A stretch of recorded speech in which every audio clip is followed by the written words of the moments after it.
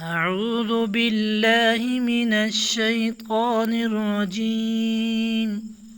بسم الله الرحمن الرحيم.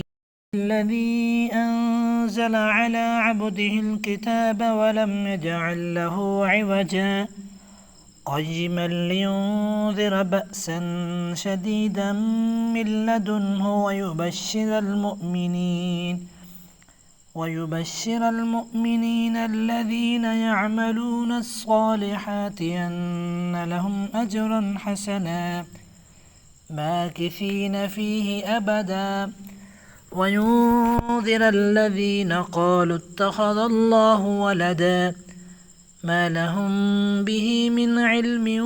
ولا لآبائهم كبرت كلمة تخرج من أفواههم إن يقولون إلا كذبا فلعلك باقع نفسك على آثارهم إن لم يؤمنوا بهذا الحديث أسفا إنا جعلنا ما على الأرض زينة لها لنبلوهم أيهم أحسن عملا وإنا لجاعلون ما عليها صعيدا جرزا أم حسبت أن أصحاب الكهف والرقيم كانوا من آياتنا عجبا إذا والفتية إلى الكهف فقالوا ربنا آتنا من لدنك رحمة وهيئ لنا من أمرنا رشدا فضربنا على آذانهم في الكهف سنين عددا ثم بعثناهم لنعلم أي الحزبين يحصى لما لبثوا أمدا نحن نقص عليك نبأهم بالحق إنهم فتية آمنوا بربهم وزدناهم هدى وربطنا على قلوبهم إذ قاموا فقالوا ربنا رب السماوات والأرض لن ندعو من دونه إلها لقد قلنا إذا شططا هؤلاء قومنا اتخذوا من دونه آلهة لولا يأتونا عليهم بسلطان بين فمن أظلم ممن افترى على الله كذبا وإذ اعتزلتموهم وما يعبدون إلا الله فأووا إلى الكهف ينشر لكم ربكم من رحمته ويهيئ لكم من أمركم مرفقا وترى الشمس إذا طلعت تزاور عن كهفهم ذات اليمين وإذا غربت تقرضهم ذات الشمال وهم في فجفة من ذلك من آيات الله من يهد الله فهو المهتد ومن يضلل فلن تجد له وليا مرشدا وتحسبهم أيقاظا وهم رقود ونقلبهم ذات اليمين وذات الشمال وكلبهم باسط ذراعي بالوصيد لو اطلعت عليهم لوليت منهم فرارا ولملئت منهم رعبا وكذلك بعثناهم ليتساءلوا بينهم قال قائل منهم كم لبثتم قالوا لبثنا يوما أو بعض يوم قالوا ربكم أعلم بما لبثتم فابعثوا أحدكم بورقكم هذه إلى المدينة فلينظر أيها أزكى طعاما فليأتكم برزق منه وليتلطف ولا يشعرن بكم أحدا إنهم إن يظهروا عليكم يرجموكم أو يعيدوكم في ملتهم ولن تفلحوا إذا أبدا وكذلك عثرنا عليهم ليعلموا أن وعد الله حق وأن الساعة لا ريب فيها إذ يتنازعون بينهم أمرهم فقالوا ابنوا عليهم بنيانا ربهم أعلم بهم قال الذين غلبوا على أمرهم لنتخذن عليهم مسجدا سيقولون ثلاثة رابعهم كلبهم ويقولون خمسة سادسهم كلبهم رجما بالغيب ويقولون سبعة وثامنهم كلبهم قل ربي أعلم بعدتهم ما يعلمهم إلا قليل فلا تمار فيهم إلا مراء ظاهرا ولا تستفت فيهم منهم أحدا ولا تقولن لشيء إني فاعل ذلك غدا إلا أن يشاء الله واذكر ربك إذا نسيت وقل عسى أن يهديني ربي لأقرب من هذا رشدا ولبثوا في كهفهم 300 سنين وازدادوا 9 قل الله أعلم بما لبثوا له غيب السماوات والأرض أبصر به واسمع ما لهم من دونه من ولي ولا يشرك في حكمه أحدا واتل ما أوحي إليك من كتاب ربك لا مبدل لكلماته ولن تجد من دونه ملتحدا واصبر نفسك مع الذين يدعون ربهم بالغداة والعشي يريدون وجهه ولا تعد عيناك عنهم تريد زينة الحياة الدنيا ولا تطع من أغفلنا قلبه عن ذكرنا واتبع هواه وكان أمره فرطا وقل الحق من ربكم فمن شاء فليؤمن ومن شاء فليكفر إنا أعتدنا للظالمين نارا أحاط بهم سرادقها وإن يستغيثوا يغاثوا بماء كالمهل يشفي الوجوه بئس الشراب وساءت مرتفقا إن الذين آمنوا وعملوا الصالحات إنا لا نضيع أجر من أحسن عملا أولئك لهم جنات عدن تجري من تحتهم الأنهار يحلون فيها من أسابر من ذهب ويلبسون ثيابا خضرا من سندس واستبرق متكئين فيها على الأرائك نعم الثواب وحسنت مرتفقا واضرب لهم مثلا رجلين جعلنا لأحدهما جنتين من أعناب وحففناهما بنخل وجعلنا بينهما زرعا كلتا الجنتين آتت أكلها ولم تظلم منه شيئا وفجرنا خلالهما نهرا وكان له ثمر فقال لصاحبه وهو يحاوره أنا أكثر منك مالا وأعز نفرا ودخل جنته وهو ظالم لنفسه قال ما أظن أن تبيد هذه أبدا وما أظن الساعة قائمة ولئن رددت إلى ربي لأجدن خيرا منها منقلبا قال له صاحبه وهو يحاوره أكفرت بالذي خلقك من تراب ثم من نطفة ثم سواك رجلا لكن هو الله ربي ولا أشرك بربي أحدا ولولا إذ دخلت جنتك قلت ما شاء الله لا قوة إلا بالله إن ترني أنا أقل منك مالا وولدا فعسى ربي أن يؤتيني خيرا من جنتك أو يرسل عليها حسبانا من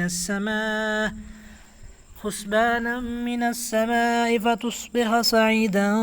زلقا أو يصبح ماؤها غورا فلا تستطيع له طلبا وأحيط بثمره فأصبح يقلب كفيه على ما أنفق فيها وهي خاوية على عروشها ويقول يا ليتني لم أشرك بربي أحدا ولم تكن له فئة ينصرونه من دون الله وما كان منتصرا هنالك الولاية لله الحق هو خير ثوابا وخير عقبا واضرب لهم مثل الحياة الدنيا كماء أنزلناه من السماء فاختلط به نبات الأرض فأصبح هشيما تذروه الرياح وكان الله على كل شيء مقتدرا المال والبنون زينة الحياة الدنيا والباقيات الصالحات خير عند ربك ثوابا وخير أملا ويوم نسجر الجبال وترى الأرض بارزة وخشرناهم فلم نغادر منهم أحدا وعرضوا على ربك صفا لقد جئتمونا كما خلقناكم أول مرة بل زعمتم أن لن نجعل لكم موعدا ووضع الكتاب فترى المجرمين مشفقين مما فيه ويقولون يا ويلتنا ما لهذا الكتاب لا يغادر صغيرة ولا كبيرة إلا أحصاها ووجدوا ما عملوا حاضرا ولا يظلم ربك أحدا وإذ قلنا للملائكة اسجدوا لآدم فسجدوا إلا إبليس كان من الجن ففسق عن أمر ربي أفتتخذونه وذريته له أولياء من دوني وهم لكم عدو بئس للظالمين بدلا ما أشهدتهم خلق السماوات والأرض ولا خلق أنفسهم وما كنت متخذ المضلين عضدا ويوم يقول نادوا شركائي الذين زعمتم فدعوهم فلم يستجيبوا لهم وجعلنا بينهم موبقا ورأى المجرمون النار فظنوا أنهم مواقعها ولم يجدوا عنها مصرفا ولقد صرفنا في هذا القرآن للناس من كل مثل وكان الإنسان أكثر شيء جدلا وما منع الناس أن يؤمنوا إذ جاءهم الهدى ويستغفروا ربهم إلا أن تأتيهم سنة الأولين أو يأتيهم العذاب قبلا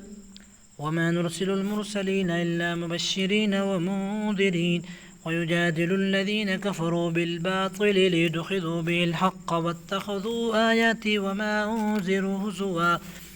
ومن أظلم ممن ذكر بآيات ربه فأعرض عنها ونسي ما قدمت يداه إنا جعلنا على قلوبهم أكنة أن يفقهوا وفي آذانهم وقرا وإن تدعهم إلى الهدى فلن يهتدوا إذا أبدا وربك الغفور ذو الرحمة لو يؤاخذهم بما كسبوا لعجل لهم العذاب بل لهم موعد لن يجدوا من دونه موئلا وتلك القرى أهلكناهم لما ظلموا وجعلنا لمالكهم موعدا وإذ قال موسى لفتاه لا أبرح حتى أبلغ مجمع البحرين أو أمضي حقبا فلما بلغا مجمع بينهما نسيا حوتهما فاتخذ سبيله في البحر سربا فلما جاوزا قال لفتاه آتنا غداءنا لقد لقينا من سفرنا هذا نصبا قال أرأيت إذ أوينا إلى الصخرة فإني نسيت الحوت وما أنسانيه إلا الشيطان أن أذكره واتخذ سبيله في البحر عجبا قال ذلك ما كنا نبغي فارتدا على آثارهما قصصا فوجدا عبدا من عبادنا آتيناه رحمة من عندنا وعلمناه من لدنا علما قال له موسى هل أتبعك على أن تعلمني مما علمت رشدا قال إنك لا تستطيع معي صبرا وكيف تصبر على ما لم تحط به خبرا قال ستجدني إن شاء الله قال ستجدني إن شاء الله صابرا ولا أعصي لك أمرا قال فإن اتبعتني فلا تسألني عن شيء حتى أحدث لك منه ذكرا فانطلقا حتى إذا ركبا في السفينة خرقها قال خرقتها لتغرق أهلها لقد جئت شيئا إمرا قال ألم أقل لك إنك لا تستطيع معي صبرا قال لا تؤاخذني إني نسيت ولا ترهقني من أمري عسرا فانطلقا حتى إذا لقيا غلاما فقتله قال قتلت نفسا زكية بغير نفس لقد جئت شيئا نكرا قال ألم أقل لك إنك لن تستطيع معي صبرا قال إن سألتك عن شيء بعدها فلا تصاحبني قد بلغت من لدني عذرا فانطلقا حتى إذا أتيا أهل قرية استطعما أهلها فأبوا أن يضيفوهما فوجدا فيها جدارا يريد أن ينقض فأقامه قال لو شئت لاتخذت عليه أجرا قال هذا فراق بيني وبينك سأنبئك بتاويل ما لم تستطع عليه صبرا أما السفينة فكانت لمساكين يعملون في البحر فأردت أن أعيبها وكان وراءهم ملك يأخذ كل سفينة غصبا وأما الغلام فكان أبواه مؤمنين فخشينا أن يرهقهما طغيانا وكفرا فأردنا أن يبدلهما ربهما خيرا منه زكاة وأقرب رحما وأما الجدار فكان لغلامين يتيمين في المدينة وكان تحته كنز لهما وكان أبوهما صالحا فأراد ربك أن يبلغا أشدهما ويستخرجا كنزهما رحمة من ربك وما فعلته عن أمري ذلك تأويل ما لم تستطع عليه صبرا ويسألونك عن ذي القرنين قل سأتلو عليكم منه ذكرا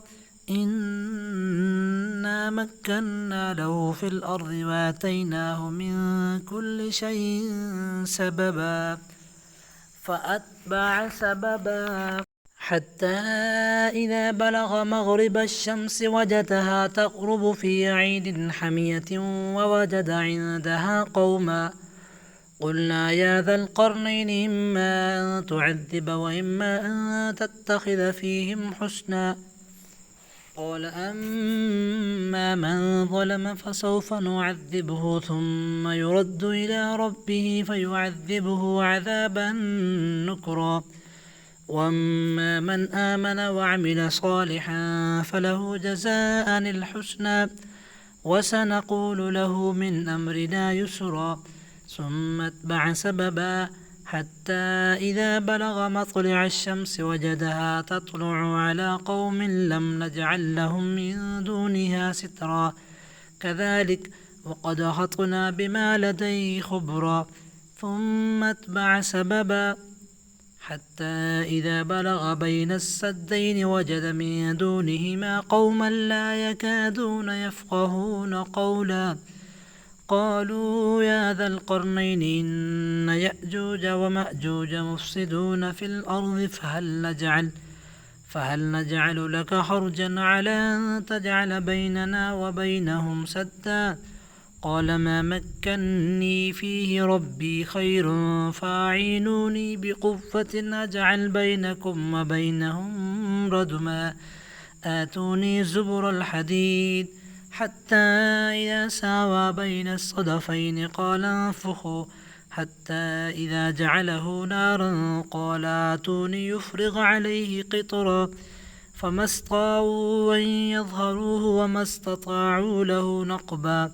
قال هذا رحمة من ربي فإذا جاء وعد ربي جعله دكا وكان وعد ربي حقا وتركنا بعضهم يومئذ يموج في بعض ونفخ في الصور فجمعناهم جمعا وعرضنا جهنم يومئذ للكافرين عرضا الذين كانت أعينهم في غطاء عن ذكري وكانوا لا يستطيعون سمعا أفحسب الذين كفروا أن يتخذوا عبادي من دوني أولياء إنا أعتدنا جهنم للكافرين نزلا قل هل ننبئكم بالأخسرين أعمالا الذين ضل سعيهم في الحياة الدنيا وهم يحسبون أنهم يحسنون صنعا أولئك الذين كفروا بآيات ربهم ولقائه فحبطت أعمالهم فلا نقيم لهم يوم القيامة وزنا ذلك جزاؤهم جهنم بما كفروا واتخذوا آياتي ورسلي هزوا إن الذين آمنوا وعملوا الصالحات كانت لهم جنات الفردوس نزلا خالدين فيها لا يبغون عنها حولا قل لو كان البحر مدادا لكلمات ربي لنفد البحر قبل أن تنفد كلمات ربي ولو جئنا بمثله مددا قل إنما أنا بشر مثلكم يوحى إلي أنما إلهكم إله واحد ومن كان يرجو لقاء ربه فليعمل عملا صالحا ولا يشرك بعبادة ربه أحدا.